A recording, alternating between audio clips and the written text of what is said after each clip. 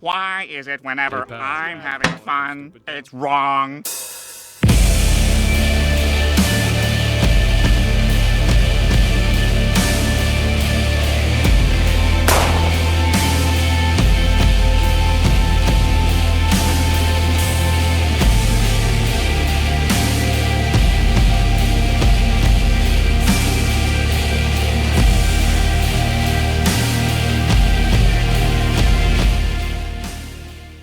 What can I say about SpongeBob that you haven't already heard? Anything I could say can just be summarized by the phrase, SpongeBob is real good, and I like it. The characters have a great dynamic and the writing is surprisingly sharp when it's at its best. Like, our parents' generation can quote this show, alright? That's how good it is. It transcends age, stage, time, and space. It's on the level of something like The Simpsons with respect to how it's affected our culture. There are tons of things that you could trace back to SpongeBob, even things you might not even be conscious of. Hey, you know what this show is called in French? Bob l'éponge. Yeah, really. Check out these lyrics, it's crazy. It's like they're speaking some other language. I think one of the funniest phenomena in gaming is the success and near ubiquity of SpongeBob video games. Everyone within 8 years of my age has probably some fond memory of playing a SpongeBob game as a kid. Whether it's the GBA game with those funky sprites or the SpongeBob movie game for the GameCube, we all ended up with a SpongeBob game one way or another. I guess it makes a certain amount of sense. Everyone watched SpongeBob, so playing at least one SpongeBob game seems like a no-brainer. Thing is, most licensed games, are just knockoff cash grab nonsense that was probably made in 3 days by a drunken beaver. 3 days! But SpongeBob games, at least in my experience, were generally above that, even if ever so slightly. Don't get me wrong, if you say that SpongeBob is one of your favorite video game franchises, you'll probably get bullied on Twitter like they did to Scott the Woz, but I feel like they had just a few more hits than misses. I mean, you gotta remember, they remade Battle for Bikini Bottom for modern hardware. That's nuts. You don't do that for licensed games, you do that for 3D Mario games except Galaxy 2 or Horizon Zero Dawn for some dumb reason. Not only are there a lot of SpongeBob games, but they also span many genres. 3D platformers, 2D platformers, party games, racing games, fighting games, point-and-click games. The only thing it hasn't done is FPS games. That is, unless you count Power Wash Simulator. And if you don't count Power Wash Simulator, well then boy howdy do I have the game for you. It's called Bikini Bottom Massacre. It's a Doom mod that came out 2 years ago. I'm actually surprised it slipped under my radar for even that long. This is right up my alley. I love Doom, and SpongeBob is a generational landmark of a cartoon. And how could you not make a video about such a brilliant idea? And you want to know the best part? It's free.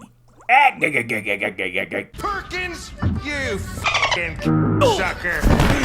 Also worth mentioning that 2024 is the 20th anniversary of the first SpongeBob movie, which is essentially my generation's Rocky Horror Picture Show. Except nobody throws toast at the screen because that's just a waste of food. Bikini Bottom Massacre follows Squidward Tentacles. It tells the story of how Squidward was finally fired from his job at the Krusty Krab after years of being a useless piece of shit. With his clarinet career, art career, and dancing ambitions all failing to materialize, Squidward has no choice but to kill Mr. Krabs as an act of revenge. But not before killing SpongeBob and Patrick. The boy cried him a sweater of tears and he killed him.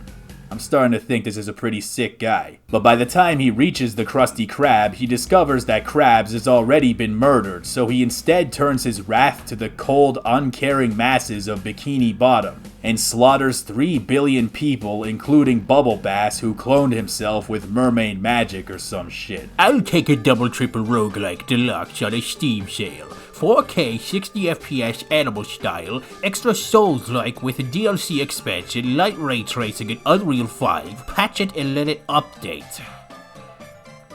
We sell video games, sir. But then he gets caught by the police, so he commits suicide in prison, but finds himself in this horrifying hell dimension, and at the end of it all, his own self calls him back to the waking world to finish the job and blow up Bikini Bottom.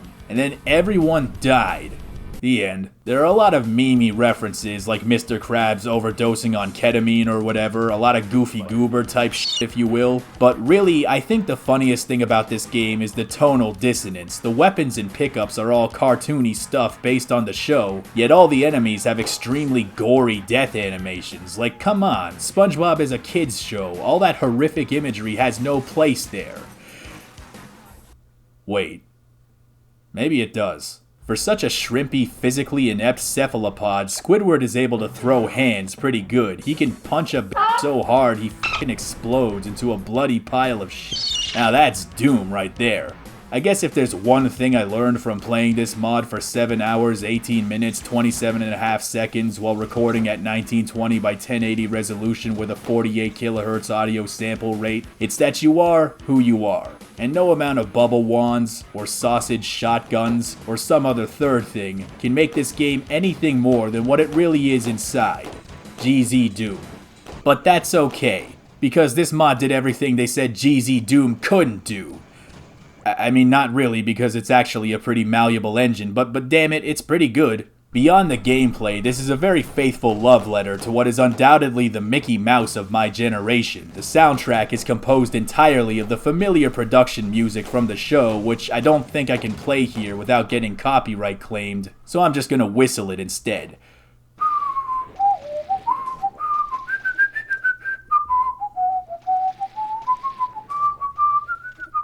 All of the familiar locations are brought to life with remarkable accuracy, right down to the little details like a Krabby Patty in the dumpster. What do I have to do? Eat one out of the garbage? The Krusty Krab, Weenie Hut General, Squidward's house. It's all there, and it's refreshing to take it all in first person. There are even locations that are very incidental and might not have that much screen time in the show, like Rock Bottom with all the weird alien-looking fish that are probably based on some real fish that are somehow even more alien. It also has a fantastic and oddly heartwarming ending that anybody who knows SpongeBob will definitely appreciate. And in case you were worried that Nosferatu wouldn't show up, allow me to lay those worries to rest. Come to think of it, I heard there's a Nosferatu film coming out on the 25th. Christmas Day. A movie about a vampire dropping on Christmas Day. Are they stupid? I mean, just imagine for a second if I reviewed a Halloween-themed fan game on Christmas Day. I'd never hear the end of it. If there's one recommendation I would make, it would be to play on a lower difficulty. I played on the tartar sauce difficulty, which is the second hardest, and I ran out of ammo so fast I was in big trouble. If you're an expert Doom player, you can do whatever you like, but I don't imagine people play a Doom mod based on SpongeBob for the awesome gameplay as much as they do for hearing a guy say, when all is said and done, Bikini Bottom Massacre is a silly game that isn't particularly ambitious on the gameplay front, but is incredibly easy to appreciate as a fan of SpongeBob. I say if you like SpongeBob, you should definitely play this. It's an instant good mood. Now, about tomorrow's video, I was having a little bit of trouble deciding what it should be, but eventually, let's just say I had a eureka moment and decided to go back to my roots. But that's all I'm gonna say for now. Merry Christmas, cousins!